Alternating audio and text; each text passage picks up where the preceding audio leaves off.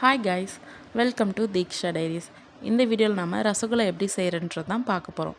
அதுக்கு தேவையானவை milk, sugar, lemon. First 1 litre of thick மில்க்கை ஒரு பேனில் ஆட் பண்ணி எடுத்துக்கோங்க. ரசகுல்லா செய்கிறதுக்கு திக்கான மில்க் எடுத்திங்கன்னா தான் நல்லாயிருக்கும்.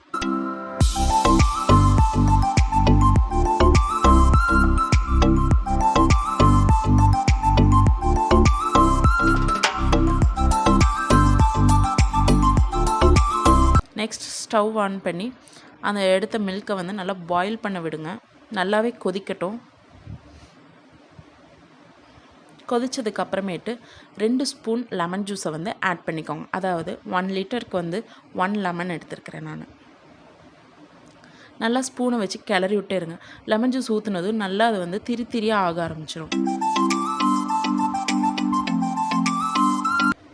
இந்த கன்சிஸ்டன்சி வந்ததுக்கு அப்புறமேட்டு நம்ம ஸ்டவ் ஆன் பண்ணி இதை தனியாக எடுத்து வச்சுக்கலாம்.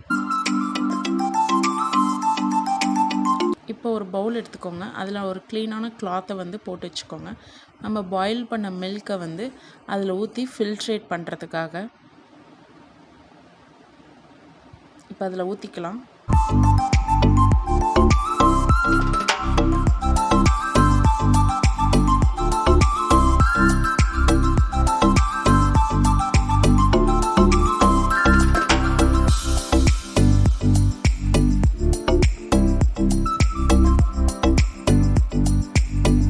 இப்போ நம்ம ஃபில்ட்ரேட் பண்ண இந்த மில்க்கை ஒரு 3 to 4 டைம்ஸ் நார்மல் வாட்டரில் வாஷ் பண்ணி எடுத்துக்கலாம்.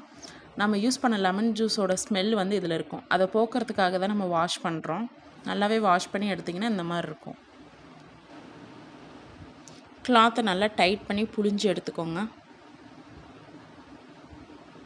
எந்த அளவுக்கு டைட் பண்ணி புழிய முடியுமோ அந்த அளவுக்கு புழியணும். ரொம்பவே தண்ணி தேங்கிட்டுருக்கும். நல்லா ஃபில்ட்ரு பண்ணி எடுத்துக்கணும். நம்ம கொஞ்சம் கூட தண்ணி இல்லாத மாதிரி.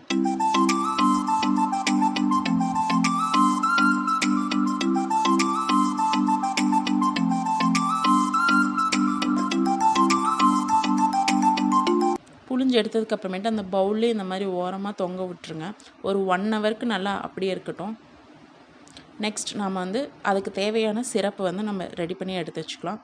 அதுக்கு ஸ்டவ் ஆன் பண்ணி ஒரு பவுல் எடுத்து வச்சுக்கோங்க.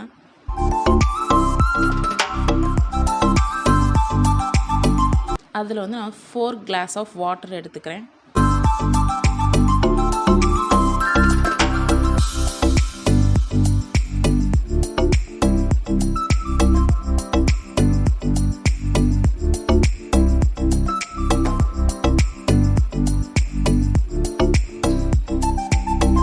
Next 1.5 cup of sugar add பண்ணிக்கலாம்.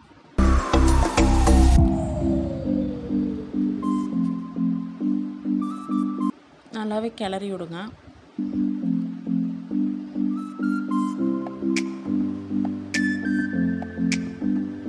இப்போ 2 ஏலக்காய் எடுத்துருக்கிற ஃப்ளேவருக்காக.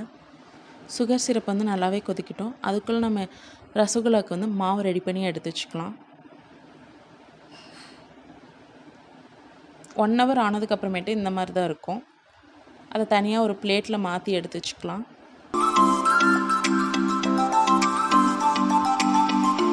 இது நல்லா உடச்சி விட்டு திரியாக இருக்கும். ஸோ நம்ம இதை சப்பாத்தி மாவு பதத்துக்கு கொண்டு வரணும். அதுக்கு நல்லா இழுத்து பிணையணும். இந்த மாதிரி 10 நிமிஷத்துக்கு நல்லாவே பிணைஞ்சிட்டு இருந்தோம்னா அந்த சாஃப்ட்னஸ் நமக்கு கிடச்சிடும்.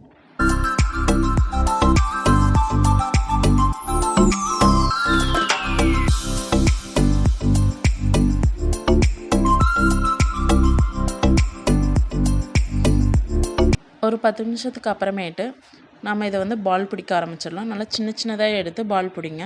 ஏன்னா சைஸ் பெருசாகும். நல்லாவே வெடுப்பு இல்லாத மாதிரி பால் உருட்டி எடுத்து வச்சுக்கோங்க. அப்போ தான் உடையாமல் இருக்கும். இந்த மாதிரி மற்றது எல்லாமே சேர்த்து உருண்டை பிடிச்சி எடுத்து வச்சுக்கோங்க. இப்போ இதை சுகர் சிரப்பில் ஆட் பண்ணிக்கலாம். நல்லா கொதி வந்ததுக்கு அப்புறமேட்டு ஆட் பண்ணுங்கள். ஒவ்வொன்றா ஆட் பண்ணி எடுத்துக்கலாம். இப்போ இதை லைட்டாக கிளறி விடுங்க. ஒரு 5 நிமிஷத்துக்கு ஹை ஃப்ளேமில் வேகட்டும். அதுக்கப்புறமேட்டு ஒரு 10 நிமிஷம் மீடியம் ஃப்ளேமில் வச்சு நல்லா வேக விடுங்க.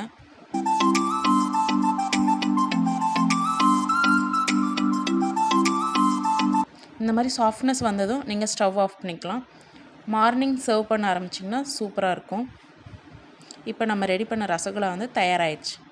உங்கள் ஃபேமிலியோடு என்ஜாய் பண்ணுங்கள். நெக்ஸ்ட் வீடியோவில் பார்க்கலாம். அது வரைக்கும் டாட்டா, பாய் பாய்.